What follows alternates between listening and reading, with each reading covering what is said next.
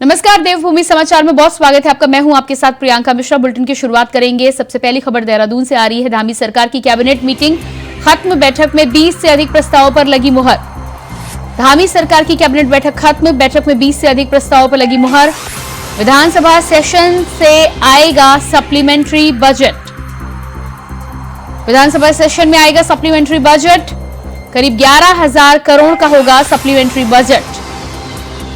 करीब 11,000 करोड़ का होगा सप्लीमेंट्री बजट धामी सरकार का। राज्य आंदोलनकारियों की भी मुराद हुई पूरी। राज्य आंदोलनकारी और उनके एक आश्रित को मिलेगा आरक्षण। इसके साथ ही सरकारी नौकरी में 10% मिलेगा क्षैतिज आरक्षण। करीब 11,000 करोड़ का होगा सप्लीमेंट्री बजट। राज्य आंदोलनकारियों की मुराद भी हुई पूरी। संविदा और आउटसोर्सिंग कर्मियों को भी मिला तोहफा। और इसी खबर पर हमारे साथ संवाददाता अभय कैथुरा जुड़ चुके हैं। जी अभय, धामी कैबिनेट की बैठक हो चुकी है। बताया जा रहा है कि 20 से अधिक प्रस्ताव पर मुहर लगी है। क्या कुछ खास रहा? जी बिल्कुल, आज ये कह सकते हैं कि धामी सरकार की एक महत्वपूर्ण बैठक आज यहाँ पर सचिवालय में आयोजित हुई, जिसमें 20 से ज्यादा बिंदुओं पर प्रस्तावों पर यहाँ पर मुहर लगी है। सबसे बड़ी बात यह है कि राज्य सरकार ने आउटसोर्सिंग और जो संविदा कर्मचारी थे उनकी जो लंबे समय से जो उनकी मांग थी उस मांग को पूरा करने का काम यहाँ पर किया। अब आउटसोर्स और जो संविदा कर्मचारी हैं उन्हें भी ये कह सकते हैं कि महिला कर्मचारियों के राज्य कर्मचारियों की भांति ही चाइल्ड केयर लीव के उन्हें सुविधा यहाँ पर मिलेगी। उसका मातृत्व काल का अवकाश जो होता है वो उसका लाभ वो यहाँ पर ले पाएंगे।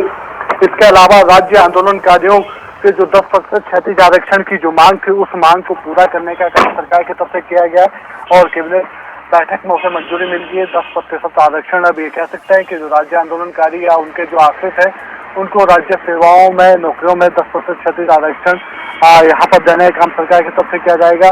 इसके अलावा जो सबसे बड़ा ये कह सकते हैं कि जो सरकार इस समय मानसून सत्र में जो अपना सप्लीमेंट्री बजट यहाँ पर लाने का काम करेगी, उस बजट को यहाँ पर मंजूरी देने का काम कैबिनेट बैठक में किया गया। लगभग 11,000 करोड़ का ये अनुपूरक बजट यहाँ पर सरकार की तरफ से इस बार मानसून सत्र में पेश किया जाएगा। तो ये कहा जा सकता है कि जो अन्य विभागों के जो संबंधित जो प्रस्ताव थे उन प्रस्तावों पर भी कैबिनेट ने अपनी बैठक लगाई। तो मुख्यमंत्री पुष्कर सिंह धामी की अध्यक्षता वाली ये बैठक कई मायनों में महत्वपूर्ण यहाँ पर कही जा सकती है, क्योंकि राज्य आंदोलनकारियों की वो मुराद जिसको लेकर वो लगातार सड़कों पर आंदोलन करते नजर आ रहे थे वो यहाँ पर पूरी हो चुकी है। जी बिल्कुल। तो जिस तरह से 20 से अधिक प्रस्तावों पर मुहर लगी है, चाइल्ड केयर लीव की भी सुविधा मिलेगी। इसके अलावा जानकारी जैसे खुद मुख्यमंत्री धामी ने बोला था कि नकल अध्यादेश वहां पर लागू किया गया। इस तरह के जो काम आ रहे हैं, क्या आपको लग रहा है कि 2024 से पहले पूरी तरह से रिपोर्ट कार्ड बेहतर करने की सरकार के द्वारा कोशिश की जा रही है यहाँ पर? बिल्कुल, जिस सरकार का करिश्माई नेतृत्व इस समय मुख्यमंत्री पुष्कर सिंह धामी का यहाँ पर देखने को मिल रहा है, जिस नीति के साथ वो आगे बढ़ रहे हैं, केंद्र के साथ सबसे बड़ा उनका समन्वय यहाँ पर चल रहा है कि अधिकारियों को लगातार वो दिशा निर्देश यहाँ पर दे रहे हैं ताकि जनता की जो समस्या है उन समस्याओं का ग्राउंड जीरो पर ही समाधान किया जा सके। तो ये समझा जा सकता है कि मुख्यमंत्री पुष्कर सिंह धामी 2024 से पहले अपने रिपोर्ट कार्ड को भी बेहतर करना चाहेंगे और राज्य की जनता से जो उन्होंने वायदे यहाँ पर किए उन वायदों को पूरा करके राज्य में जो विकास की जो रफ्तार है उस रफ्तार को भी बढ़ाने का काम उनकी तरफ से किया जा सकता है। जी अबे, इसके अलावा 20 प्रस्तावों की तो हम बात कर ही रहे हैं। आंदोलनकारियों के लिए मुख्यमंत्री कार्यक्रम में गए थे और अब उनको तोहफा भी मिला है 10% क्षैतिज आरक्षण की जो जानकारी आपने यहाँ पर दी है। इसके अलावा 2024 से पहले बागेश्वर उपचुनाव को लेकर भी उत्तराखंड में काफी गहमागहमी बनी हुई है। क्या आपको लगता है कि भाजपा पहले से ही इस सीट को लेकर दावा कर रही थी और इस तरह के फैसले आने के बाद कहीं ना कहीं उस सीट पर भाजपा की पकड़ और मजबूत होती हुई दिखाई दे रही है? बिल्कुल, ये कह सकते हैं कि आज का दिन उत्तराखंड राज्य के लिए बड़ा भावपूर्ण श्रद्धांजलि देने वाला दिन कहा जा सकता है, क्योंकि आज ही के दिन छठी माह में 1994 में जब राज्य आंदोलन चल रहा था उस दौरान आज के दिन ये घटना वहाँ पर घटी थी। 7 राज्य आंदोलनकारियों को गोली लगने से वहाँ पर मृत्यु हो गई थी। तो आज ये कह सकते हैं कि राज्य आंदोलनकारियों की उस भावना को लेकर धामी सरकार ने बड़ा निर्णय दिया और 10% क्षैतिज आरक्षण का जो पूर्व में जो लाभ मिल रहा था जिस पर हाईकोर्ट की तरफ से रोक लगा दी गई थी उसको पुनः वापस लाने का काम धामी सरकार ने यहाँ पर किया। तो राज्य आंदोलनकारियों की लंबी मुराद पूरी यहाँ पर हो पाई है। अब ये कह सकते हैं कि राज्य आंदोलनकारी सड़कों पर आंदोलन नहीं बल्कि सरकार की इस समय तारीफ करते हुए भी वो नजर आ रहे हैं क्योंकि मुराद पूरी हुई है। इसके अलावा ये समझा जा सकता है कि जिस प्रकार से मुख्यमंत्री पुष्कर सिंह धामी अपने कुशल नेतृत्व में विकास के काम यहाँ पर तेज गति से कर रहे हैं। तो ऐसे में समझा जा सकता है कि उत्तराखंड राज्य ने जो संकल्प यहाँ पर लिया है कि 2025 में जो अपना रजत जयंती समारोह उत्तराखंड राज्य मना रहा होगा, तो उस समय उत्तराखंड राज्य देश के विकसित राज्यों की श्रेणी में शुमार होगा, देश के सर्वोच्च राज्यों में उसकी गिनती होगी विकास के लिहाज से। तो उस दिशा में आगे बढ़ाव भी नजर आ रहा है और उसके लिए जो जरूरी दिशा निर्देश हैं वो मुख्यमंत्री की तरफ से दिए भी जा रहे हैं। तो ये समझा जा सकता है कि मुख्यमंत्री पुष्कर सिंह धामी के नेतृत्व में सरकार बेहतर काम कर रही है और कर्मचारियों और राज्य आंदोलनकारियों जो मांगे हैं या जनता के जो समस्याएं उनका निदान भी यहाँ पर त्वरित गति से किया जा रहा है। बिल्कुल। अबे जिस तरह से आपने मुख्यमंत्री पुष्कर सिंह धामी के कुशल नेतृत्व की भी बात की है, आपने भी खुद इस बात का जिक्र किया और प्रधानमंत्री भी इससे पहले भी कई बार मुख्यमंत्री की तारीफ कर चुके हैं। क्या आपको लगता है कि अपने छोटे से कार्यकाल में जिस शक्ति के माध्यम से, जिस युवा शक्ति के माध्यम से वो काम कर रहे हैं, वो अपनी अलग छाप उत्तराखंड के तमाम मुख्यमंत्रियों के बीच छोड़ने में कहीं ना कहीं कामयाब हो रहे हैं? ये कहा जा सकता है कि मुख्यमंत्री पुष्कर सिंह धामी जो कहते हैं वो यहाँ पर करते भी नजर आ रहे हैं और उन्होंने जो युवाओं को, उन्होंने जो राज्य के जनता को जो भरोसा यहाँ पर दिया है, जो उम्मीद मुख्यमंत्री से राज्य की जनता पर लगे हुए उस उम्मीद को पूरा करते हुए नजर आ रहे हैं। उसकी बानगी आप ये समझ सकते हैं कि राज्य में जो फॉर्मूला सीजन रोजगार की जो दर है वो 2022 के मुकाबले 2023 में काफी बेहतर यहाँ पर हुई है और उत्तराखंड राज्य ये कहा जा सकता है कि असम के बाद देश में दूसरा ऐसा राज्य है जहाँ पर रोजगार सृजन की दर सबसे ज्यादा यहाँ पर कही जा सकती है। 28% से ज्यादा रोजगार सृजन की दर यहाँ पर उत्तराखंड राज्य की रही है और ये उस राज्य के उन युवाओं के लिए या मुख्यमंत्री पुष्कर सिंह धामी के कुशल नेतृत्व का ही परिणाम है कि युवाओं को रोजगार मिलने लगा है।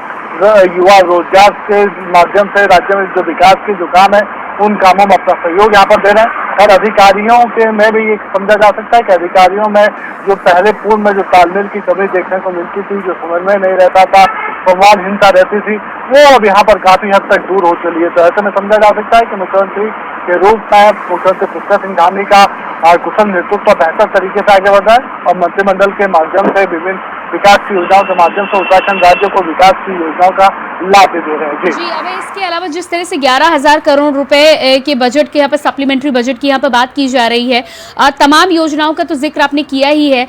खासतौर पर यदि हम देखें तो इस साल उत्तराखंड में जो नुकसान हुआ है उसकी भरपाई इस बजट के द्वारा किस तरह से की जाएगी और लोगों के जीवन को किस तरह से आसान बनाने पर कार्य होगा, इसको लेकर क्या जानकारी आपके पास है? यह समझा जा सकता है कि अनुपूरक बजट के माध्यम से विकास की योजनाओं को और तेज करने का काम धामी सरकार की तरफ से यहाँ पर किया जाएगा। पूर्व में जो सरकार की तरफ से जो पूर्ण बजट पेश किया गया था उसमें ये कह सकते हैं कि विकास की इस समय काफी आवश्यकता, कई विभागों को बजट की आवश्यकता थी जो सप्लीमेंट्री बजट के माध्यम से पूर्ण होगी। उसमें समझा जा सकता है कि इस आपदा सीजन में जो नुकसान अभी तक राज्य को हुआ उस नुकसान की भरपाई करने के लिए जो जख्म उत्तराखंड राज्य को मिले हैं उनको किस प्रकार से भरा जा सकता है, आपदा में जो पुनर्निर्माण काम यहाँ पर होने हैं उसको और बेहतर तरीके से कैसे किया जा सकता है ताकि उत्तराखंड राज्य विकास के पथ पर अग्रसर हो सके, उसके लिए सप्लीमेंट्री बजट की आवश्यकता थी। धामी सरकार की तरफ से इस मानसून सत्र में उस अनुपूरक बजट को पेश करने का काम किया जाएगा। लगभग 11,000 करोड़ का अनुपूरक बजट यहाँ पर सरकार की तरफ से पेश किया जा सकता है और उम्मीद यही है कि इस बजट के माध्यम से जो विकास का जो पहिया है जो इस मानसून सीजन में आपदाओं के चलते धीमा हुआ वो और तेज होता भी नजर आएगा। जी। अब इस तमाम जानकारी के लिए आपको बहुत बहुत शुक्रिया। विधानसभा सत्र से पहले एक महत्वपूर्ण बैठक का आयोजन किया गया है। बैठक में अधिकारियों को अहम दिशा निर्देश देते हुए विधानसभा स्पीकर ऋतु खंडूरी ने कहा है कि हर विधानसभा सत्र से पहले सुरक्षा और ट्रैफिक व्यवस्था को लेकर बैठक का आयोजन किया जाता है। इस दौरान समस्त विभागों के अधिकारियों को बैठक में बुलाया गया ताकि आयोजन के समय सत्र को ठीक प्रकार से आहूत किया जा सके। उन्हें निर्देशित किया गया कि सदन ठीक प्रकार से चले और अब की बार ट्रैफिक की वजह से जनता को कोई परेशानी और तकलीफ ना हो, इसका विशेष ध्यान रखा जाए।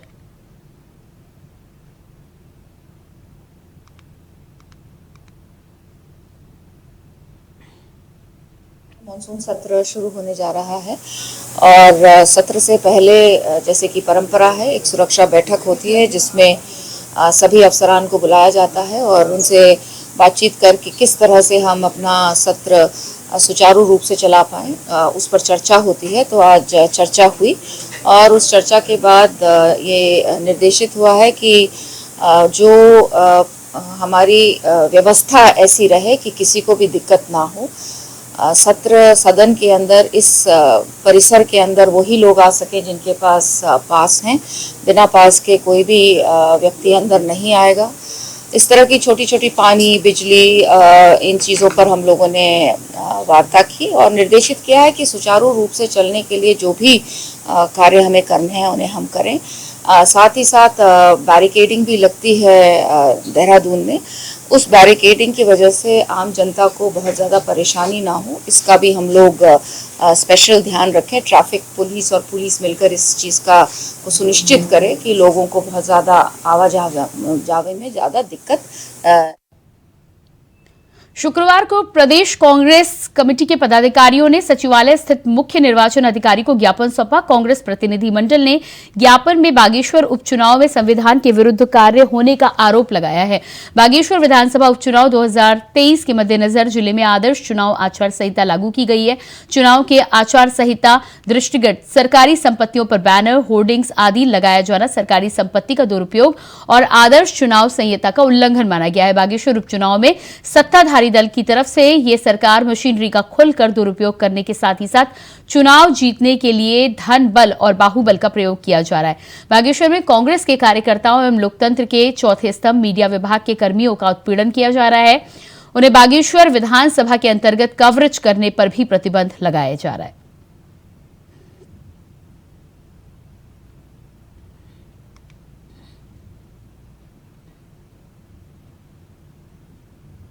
पौड़ी जिले में इस साल बरसात के कारण कई पुल धराशायी हुए हैं, जबकि कई पुल जर्जर हालत में हैं। लोक निर्माण विभाग अधीक्षण अभियंता ने जिले के 19 पुलों को असुरक्षित बताया है। वहीं मौसम साफ रहते अब कुछ धराशायी हुए पुलों को दोबारा बनाने में लोक निर्माण विभाग जुट गया है, जबकि कुछ पुल पर मरम्मत के कार्य को पूरा करने के लिए विभाग ने शासन से बजट की मांग को लेकर पुलों का प्रस्ताव शासन के पास भेजा है। लोक निर्माण विभाग के अभियंता ने बताया कि नवंबर तक धराशायी पुल और असुरक्षित पुल का मरम्मत कार्य पूरा कर लिया जाएगा।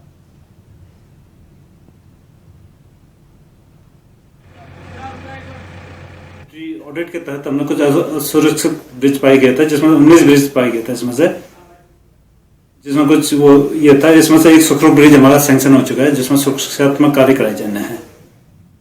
इसका बाकी अन्य जो एस्टिमेट है शासन को प्रेषित किया जा चुका है। इसमें एक पुल हमारा ये बरकोलो पुल वर्ल्ड बैंक में स्वीकृत हो चुका है। इसमें हरिद्वार के शहरी इलाके में हर साल बरसात के सीजन में होने वाले जल भराव से अब निजात मिल सकती है। बता दें कि जिला प्रशासन ने इसके लिए फुल प्रूफ प्लानिंग कर ली है। यहां के रानीपुर मोड़ और भगत सिंह चौक पर पानी ना जमा हो, इसके लिए बड़े नाले बनाकर वहां पानी ज्वालापुर की ओर से ले जाया जाएगा और फिर एसटीपी की एसीटीपी में ट्रीटमेंट के बाद पानी को गंग नहर में छोड़ा जाएगा। साथ ही महाराष्ट्र की एक कंसल्टेंसी फर्म की मदद से प्रोजेक्ट की डीपीआर तैयार कर ली गई है। करीब 65 करोड़ के प्रोजेक्ट के लिए बजट जारी होने के बाद जल्द ही काम की शुरुआत की जाएगी।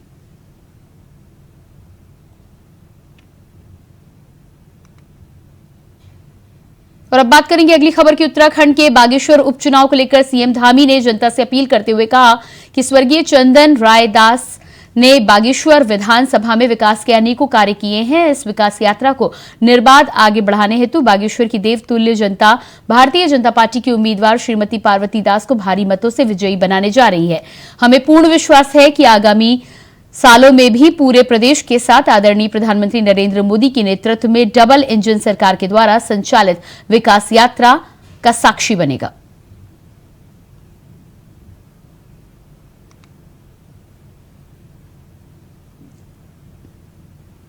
उत्तराखंड में पूर्व कैबिनेट मंत्री डॉक्टर हरक सिंह रावत के ठिकानों पर विजिलेंस की छापेमारी की गई, जिसके बाद पूर्व मुख्यमंत्री हरीश रावत अब हरक सिंह रावत के पक्ष में उतर आए हैं। बता दें कि पूर्व मुख्यमंत्री ने कहा है कि उनको मामले की जानकारी पूरे तौर पर नहीं है, लेकिन भाजपा सरकार प्रतिशोध की भावना से कार्य कर रही है। साथ ही उन्होंने ये भी कहा कि भाजपा जिस जांच की बात कर रही है वो घोटाला भाजपा के कार्यकाल का है। ऐसे में जब तक हरक सिंह भाजपा में थे तब तक कार्रवाई क्यों नहीं की गई? जैसे ही कांग्रेस में आए हैं भाजपा को घोटाले की याद आ गई। मुझे पूरी जानकारी नहीं है, मैं जब पूरी जानकारी लेने के बाद ही कुछ बात करूंगा। लेकिन भाजपा सरकार प्रतिशोध की भावना से काम करती है और ऐसे मामलों में प्रतिशोध साफ दिखाई दे रहा है कि जिस भ्रष्टाचार की बात कर रहे हैं वो तो उन्हीं के सरकार के समय का हिस्सा है। जिस भ्रष्टाचार की बात हो रही है, तो आपको भ्रष्टाचार आज याद आया जब वो कांग्रेस में आ गए? जब तक वो भाजपा में थे तब तक वो सरयू के पानी से धुले हुए थे, और जब कांग्रेस में आ गए तो फिर वो पापी हो गए। देहरादून के पूर्व विधायक भीमलाल आर्य का पत्र सोशल मीडिया पर वायरल हो रहा है, जिसमें उन्होंने पहाड़ की जनता का सपोर्ट मिल रहा है। बता दें कि हाड़ी क्षेत्र में अवैध अतिक्रमण को हटाने के लिए प्रशासन की कार्रवाई को रोकने के लिए सीएम को पत्र लिखा गया, जिसमें उन्होंने कार्रवाई रोकने की मांग की है। साथ ही ये भी कहा है कि पहाड़ी लोगों की जमा पूंजी लगी हुई है, उनके छोटे से व्यवसाय पर अवैध अतिक्रमण बोलकर लोगों का रोजगार छीनने का काम किया जा रहा है।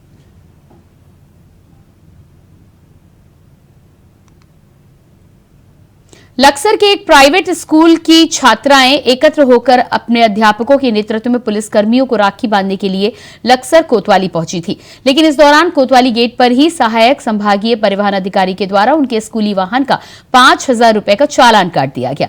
वहीं छात्राओं के साथ कोतवाली पहुंचे अध्यापकों के मुताबिक कोतवाली की चौखट पर ही ARTO वाहन के द्वारा दस्तावेज जांच कर वापस कर दिए गए थे, मगर कोतवाली में दाखिल होने के कुछ देर बाद ही उन्हें ऑनलाइन चालान की जानकारी हुई और पार्किंग में खड़ी स्कूली छात्राओं का वाहन का ऑनलाइन चालान होने पर ARTO से पूछे जाने पर कोई भी कारण अवगत नहीं कराया गया है।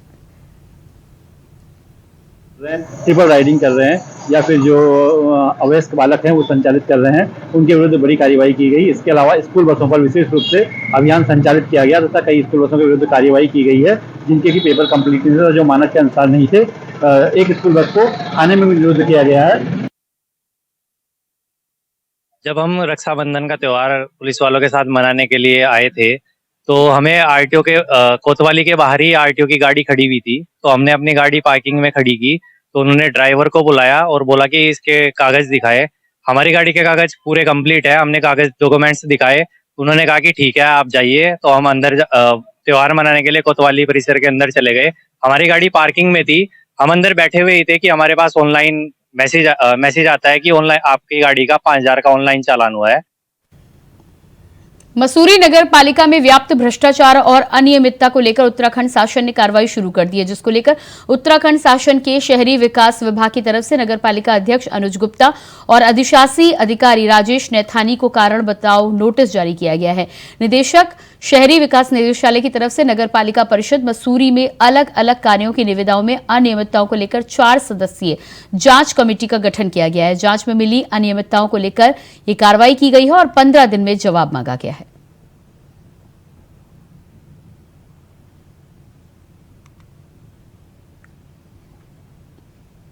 हरिद्वार के शहरी इलाके में हर साल बरसात के सीजन में होने वाले जल भराव से अब निजात मिल सकती है। बता दें कि जिला प्रशासन ने इसके लिए फुल प्रूफ प्लानिंग कर ली है। जानकारी के लिए आपको बता दें कि रानीपुर मोड़ और भगत सिंह चौक पर पानी ना जमा हो, इसके लिए बड़े नाले बनाकर यहां का पानी ज्वालापुर की ओर ले जाया जाएगा और फिर STP ट्रीटमेंट के बाद पानी गंग नहर में छोड़ा जाएगा। साथ ही महाराष्ट्र के एक कंसल्टेंसी फर्म की मदद से प्रोजेक्ट की DPR तैयार कर ली गई है, जबकि 65 करोड़ के प्रोजेक्ट के लिए बजट जारी होने के बाद जल्द काम की शुरुआत हो जाएगी।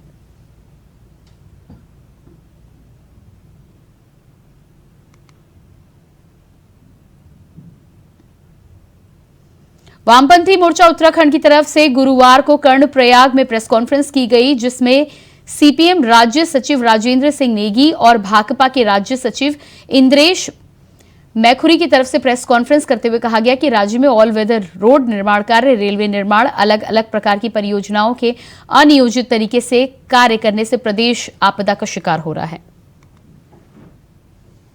उत्तराखंड में आपदा के हालात जो पैदा हुए उसमें भारी बरसात का एक योगदान है, लेकिन उसके अलावा जिस तरह से सड़क बनाने से लेकर के तमाम परियोजनाओं में अनियोजित निर्माण है उसने इस तबाही को कई गुना ज़्यादा बढ़ा दिया। जैसे जिसको शुरू में ऑल वेदर रोड कहा गया और अब 4 धाम परियोजना कहा जा रहा है, उस पूरी सड़क को देखें तो उस पर तबाही। अभी खबर आई कि 150 नए भूस्खलन के जोन वहाँ पैदा हो गए हैं, जिनके ट्रीटमेंट के लिए 973 करोड़ रुपया केंद्र सरकार देगी। तो 12,000 करोड़ में हमने 150 नए भूस्खलन के जोन पाए और उसके बाद उनके उपचार के लिए फिर 973 करोड़ रुपया खर्च होगा। ये जो पूरे प्रदेश में विगत दिनों से जो भारी आपदा आई है, जिससे कि करोड़ों रुपए का नुकसान हुआ है और उसमें मतलब 90-99 के लगभग लोग हमारे प्रदेश में मर गए। पूरे देश में हिमाचल के बाद सबसे बड़ी आपदा आई, इस सवाल को लेकर के सरकार की कोई पॉलिसी नहीं है, मुआवजे की कोई पॉलिसी नहीं है। जो ये तमाम निर्माण कार्य हो रहे हैं वो वैज्ञानिक तरीके से नहीं हो रहे। इसके खिलाफ हम 5 तारीख में तमाम जिला मुख्यालयों पर प्रदर्शन कर रहे हैं। इसी मुद्दे को लेकर के हम यहाँ आज प्रेस वार्ता कर रहे हैं। वामपंथी मोर्चा उत्तराखंड की तरफ से गुरुवार को कर्णप्रयाग में प्रेस कॉन्फ्रेंस की गई, जिसमें सीपीएम राज्य सचिव राजेंद्र सिंह नेगी और भाकपा माले के राज्य सचिव इंद्रेश मैखुरी की तरफ से प्रेस कॉन्फ्रेंस करते हुए कहा गया कि राज्य में ऑल वेदर रोड निर्माण कार्य, रेलवे निर्माण और अलग अलग प्रकार की परियोजनाओं के अनियोजित तरीके से कार्य करने से प्रदेश आपदा का शिकार हो रहा है।